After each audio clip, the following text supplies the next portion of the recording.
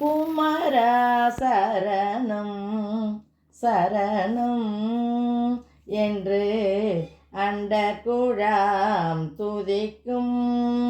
குமரா சரணம் சரணம் என்று அண்டகுழாம் துதிக்கும்.